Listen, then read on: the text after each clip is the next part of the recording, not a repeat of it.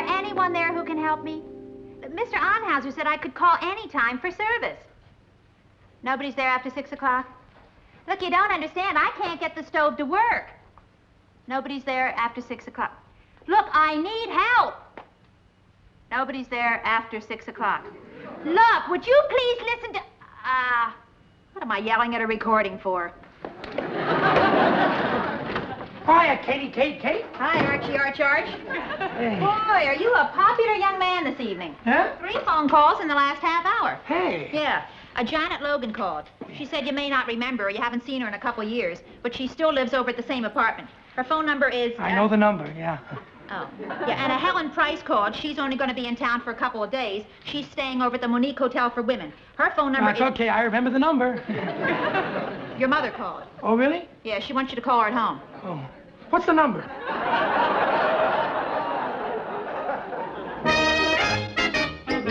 I'm Dickens. He's Fenster. Starring Marty Ingels. John Astin. With Emmeline Henry. Created and produced by Leonard Stern.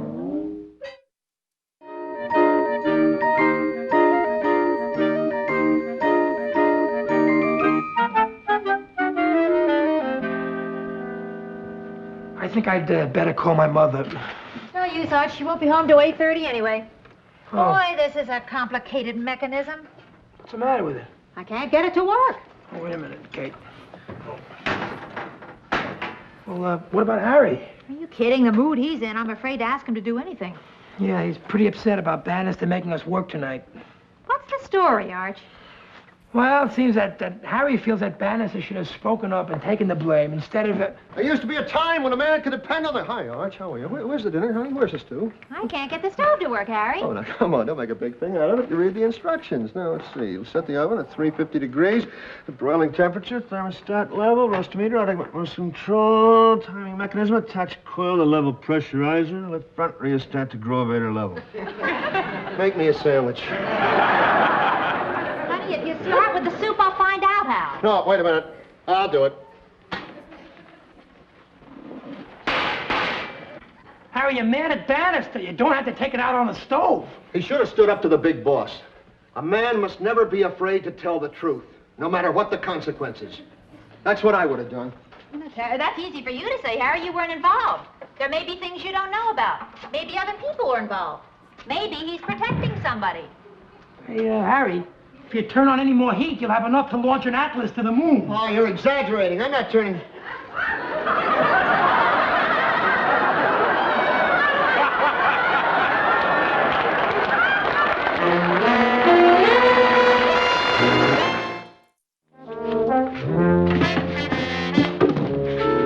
Boy, this working at night is for the birds. What birds work at night? All the birds I know are in bed by now. Well, listen, if I get a telephone call, just tell her that I'm busy. Can't take time out now for girls. Take your own call. We're not taking any messages for you. Yeah, we got enough work to do without being a personal answering service for you. Okay. We wow. That's one of Archie's girlfriends right now. I know how to handle Archie's girlfriend. Good evening. Warshaw speaking. Who's this? Irene Hackmaster. No, Arch isn't here right now. Can I take a message? No? Well, no, don't hang up. Let's hang up together, huh? 1. Oh, you devil. 2. 2.5. Whoa. About 2.5 feet of plywood will be fine. Bye.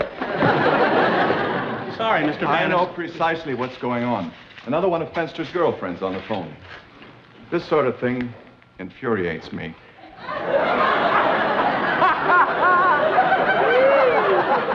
Here I am shouting, and I shouldn't do that. I don't like losing my temper this way. Now, will you please get back to work and no more of that hanky-panky? Forgive me for yelling.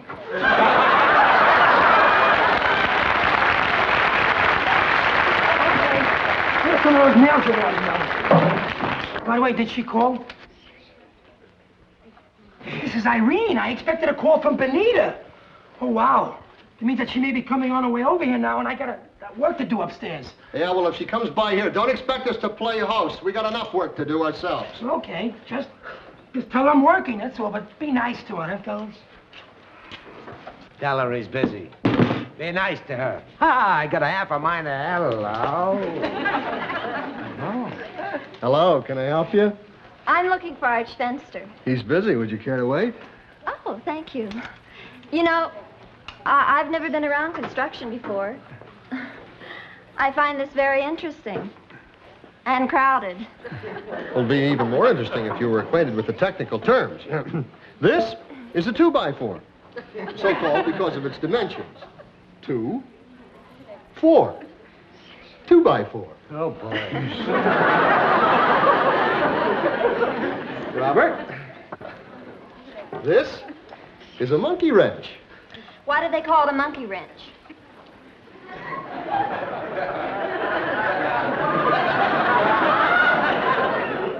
Monkey wrench.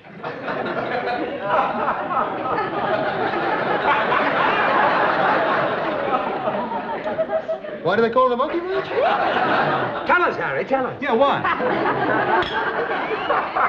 This is a square.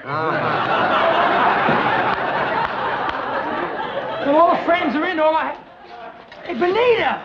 Hi, how are you? Well, you sure look pretty. Oh, I'm sorry about our date tonight, Benita. We'll have to make it another time, okay? You better go now. But can I see you just for a couple of minutes? Well, I have a 5-minute coffee break coming to me. Okay, we can...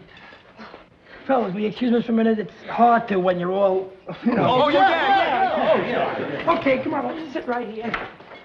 Arch, it's so good to see you. Yes, well, keep your voice down because we'll distract the fellas. Oh, sure. Hey, do you have a match?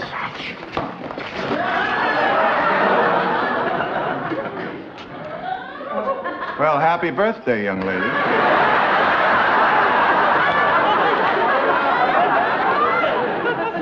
You'd better make a wish now, because I'm going to blow out those candles. And now, would you please leave? Not you, her. Well, you better. It's the boss. Oh, goodbye. So long, Benita. Fenster, I cannot let your lady friends disrupt our work here. Well, it won't happen again, Mr. Bannister. It certainly won't, because as of this moment, your services are no longer required by this organization. Well, you can't meet him, Mr. Bannister. Mr. Bannister! He just said that... Mr. Bannister! He's not serious. He's not going to fire Arch. It's unfair. You can't fire a guy just because a couple of girls came around. Especially when it isn't his fault. We're the ones who were fooling around with the girls. Yeah, we got to go in and tell Bannister what really happened. The truth. That's the only thing to do. If anybody should be fired, we're the ones who should be fired. Mr. Bannister? Where are we? What's the matter? Harry, I can't do it. I can't afford to lose this job. I got a wife and 10 kids to feed. And I got a wife who eats like 10 kids. Fellas, what about our consciences? We got to sleep nights. There's not one good reason why we shouldn't go in there. Harry, I'll give you a good reason. If we get fired, we ain't got any references. And it's tough to get a job without references. Man's right. Not a good enough reason. Well, I'll give you a better reason. Harry, which one of us can go home to our wife and say that we got fired for flighting? Not good enough. I'm walking in there. Well, here's a reason that might make a little more sense to you, Harry. If you walk in there, I'll kill you.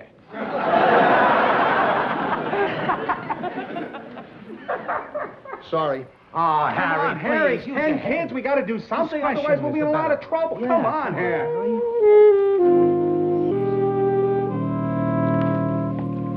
I should have spoken to Bannister. I should have spoken to Bannister and told him the truth. Oh, Kate, I was big in front of you at dinner time, but when the chips were down, I folded. Darling, if you had been the only one involved, you would have spoken up. I know you. But you were worried about Mel and Mulligan and their family. I'm not so sure about that. Maybe I was scared. Kate, I'm scared about being scared. Sorry, darling, but, well, there isn't anything we can do about it tonight. Come on, let's go to bed. It'll help. No, I'm going to call Mel and Mulligan. Darling, it's the middle of the night. They'll all be sleeping. Come on, now, let's go to bed. Now, wait a minute, Kate. I'm going to call him. Mel. Hi, Harry.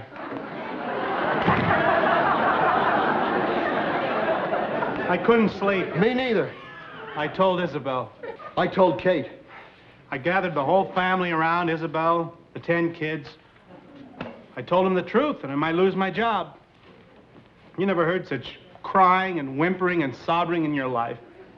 Well, kids are like that. Not the kids, me. Very emotional, Harry. We can't do it. We can't let Arch take the rap for us. I'm glad to hear you say that. Huh? We'll talk to Mulligan tomorrow, and three of us will go to Bannister. I don't think we'll have to wait till tomorrow. Come in, Mulligan. Hi, Harry. Hi, Mel. Well,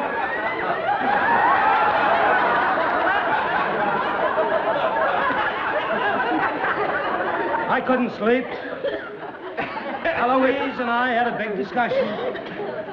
I told her everything. I told her I was a big coward, that I hadn't the right to call myself a man. I was nothing but a big slob. What did she say? For the first time in 5 years, she agreed with me. Look,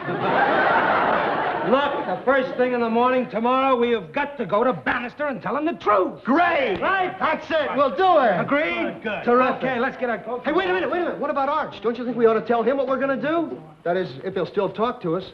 Poor guy, he's probably locked himself in his apartment. Yeah, hating the world because his friends betrayed him. Yeah. Maybe we ought to go over there and tell him right now. Make him feel better. Good Yeah, idea. let him know he's not alone in the world, huh? Hi, fellas. Hi, Arch. How you doing? Fellas, I want you to meet. What are you having, a pajama party?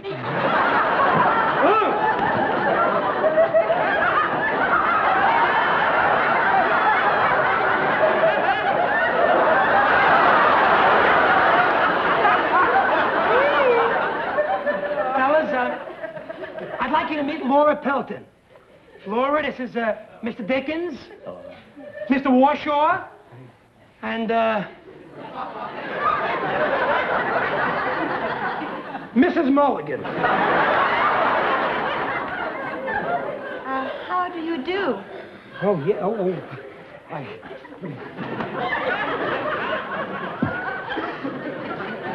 Forgive us our moment of chaos.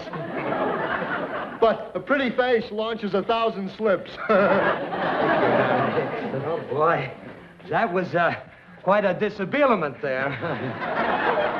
Arch, can we talk to you alone for a minute? Sure. Won't you sit down, Miss Pelton? Excuse me, Laura, for a minute. What's the matter, fella? Something wrong? Well, you're beautiful, Arch. You're just beautiful. You act just like nothing's happened. Oh, you mean about the job? We're the ones that should have been fired, not you.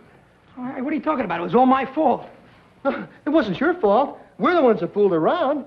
We got you in trouble. Oh, Harry, thanks for trying to make me feel better, but it's just... Arch, don't you understand? We let you take the rap for us. No, Harry. If it was your fault, if you were to blame, you would have spoken up right then and there. After all, you're the kind of a man, Harry, who's not afraid to speak the truth, no matter what the consequences. You're my friend, Harry. You're all my friends. We should have spoken up, Arch, but we didn't. We're cowards. I'm a chicken. I'm a mouse. I'm a kangaroo.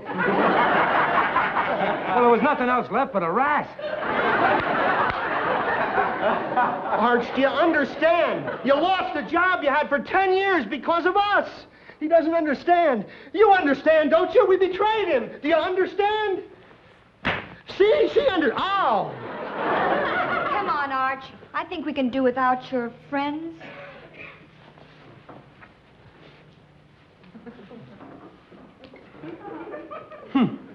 Some friends. Chicken Little, Mickey Mouse, and Captain Kangaroo.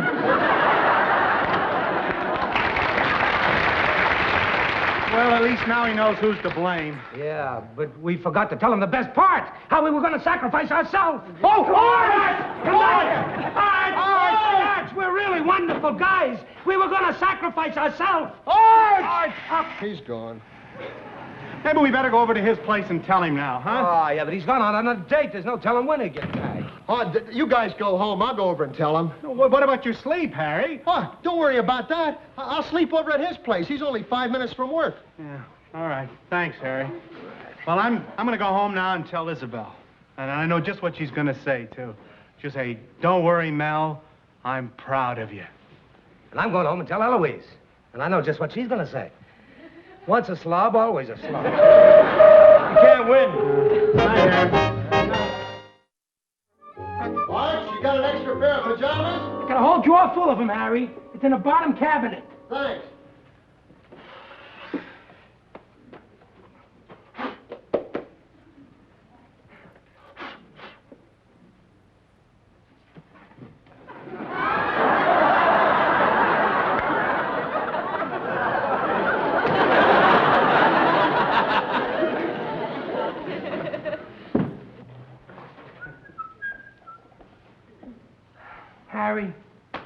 Harry, I just can't let you guys do it, Harry.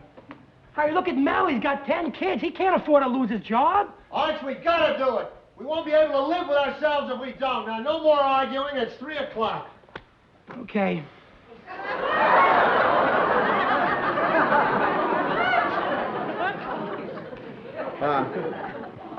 You got another pair of pajamas? I can't sleep in these. Oh, okay, well, take mine.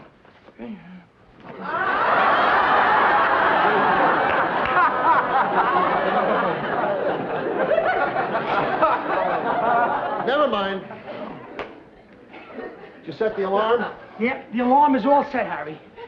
Okay, Harry, which side of the bed do you want to sit on? Doesn't make any difference to me. Well, Harry, you're my guest, Harry. Harry, you pick your favorite side you want to lay on. Well, I generally sleep on the right side. Go right ahead. Okay.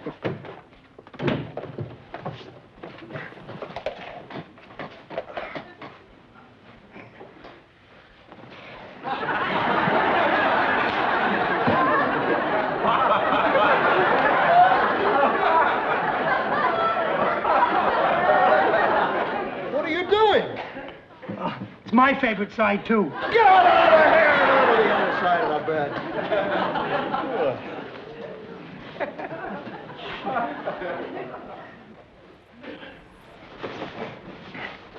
Where are you going now? There's one thing I can't stand. It's an unkempt bed. I'm making hospital corners.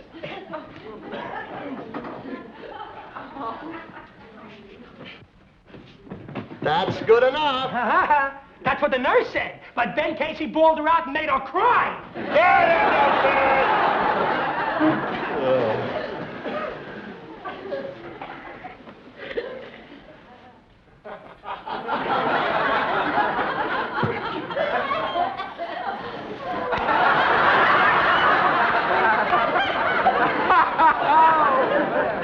That does it. I'm leaving.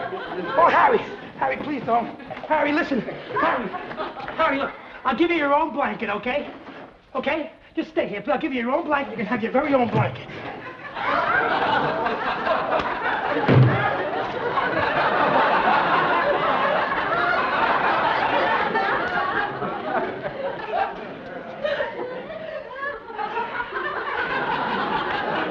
Who's that standing in the closet? That's my mannequin, Harry. Come here, I'll show you.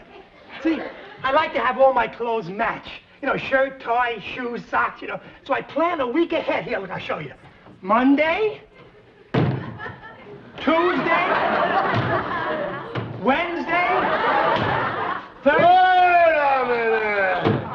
What? Let's back up one. Where do you think you're going on Wednesday? Oh, Wednesday I take a bath. You take a bath. Yes. Get back. Yes.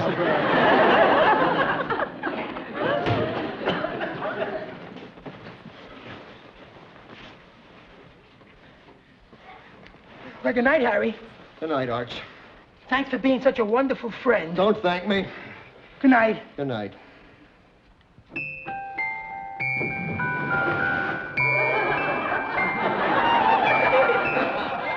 morning, Mr. Fenster. It's 4 o'clock. Time to get up. Good morning, Mr. Fenster. It's 4 o'clock. Time to get up. Good morning, Mr. Fenster. It's 4 o'clock. Time to get up. Good morning, Mr. Fenster. It's 4 o'clock. Time to get up.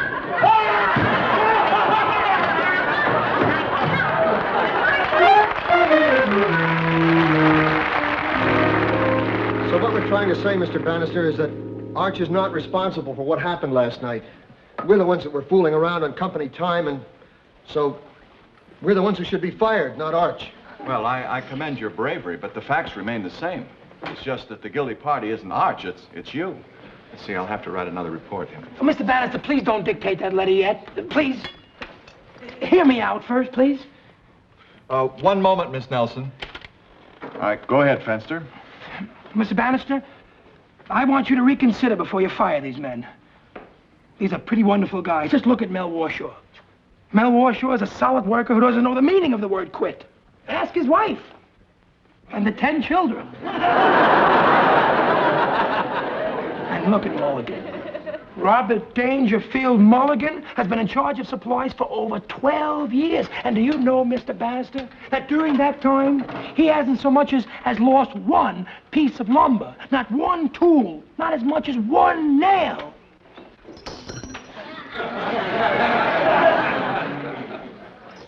It's my car keys. Mr. Bannister, I've been saying some pretty wonderful things about Mel and about Mulligan. But as for my friend Harry over there, there's nothing I can say about him. I don't have to. Mr. Bannister, this is a truly wonderful human being. Yes, Mr. Bannister, I know you think that because I'm his personal friend that I'm prejudiced. Believe me, Mr. Bannister, I'm not. That I'm not. I see his strong points, but I also see his weak points. So sure am I, in fact, of Harry Dickens' worth that I can discuss him at his worst, and even then he'll come out in flying colors. I've known Harry Dickens a long, long time, Mr. Bannister. In school, he was an average student, certainly not an Einstein. In the Army, he did his bit, but he was no Eisenhower. Not in a million years. And on the job, a steady, faithful carpenter who obeys his orders, nothing more, nothing less. Tell him to saw a piece of wood, he'll saw that piece of wood. Tell him to nail in a board, he'll nail in that board. Don't tell him to do something, he'll just stand there.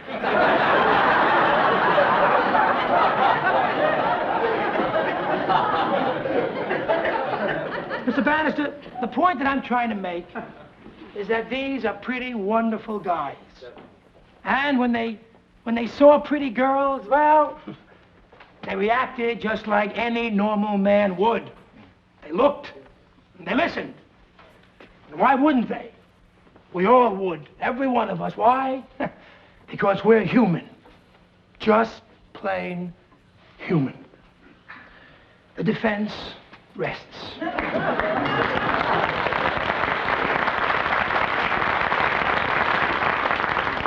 Fenster, in spite of your able defense, the facts remain substantially the same. Miss Nelson? Mr. Bannister, Miss Nelson is out. She asked me to take over for her for a while. Oh, well, come in and bring your book, please. Mr. Bannister, please. Fenster, this company has a very high standard of work. And come in, please. And you know, nothing should disturb this high level of concentration. Would you take a letter, please?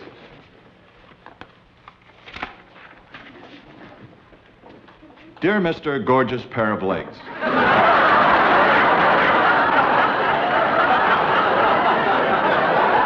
You see, Mr. Bannister? We're all of us only human. Yes, well, case dismissed. You can all go now. Thanks, Mr. Bannister. Not you, them. You know, when all is said and done, Bannister was pretty easy on us, just putting us on probation. Hey, let's take a pledge right now. No more women. Yeah, you can help by keeping your girlfriends away from here. All Bannister has to do is catch us with one more and we'll all get canned. Harry, all I did was just a normal thing. And most... Excuse me, can you help me? What? Oh. My pleasure. Gentlemen, I need a couple more seats. Bannister, get him! Over here! Get in! Out of the way.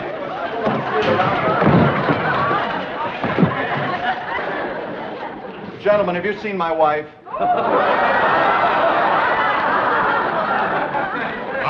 Oh, no, there she is. Oh, Mildred, dear, will you wait for me?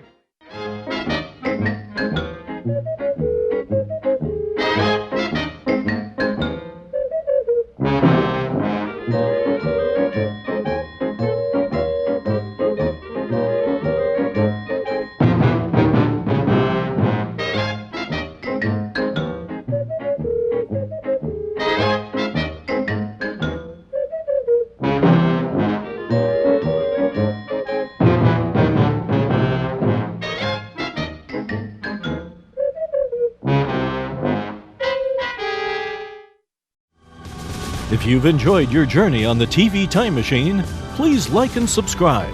We look forward to having you again on the TV Time Machine.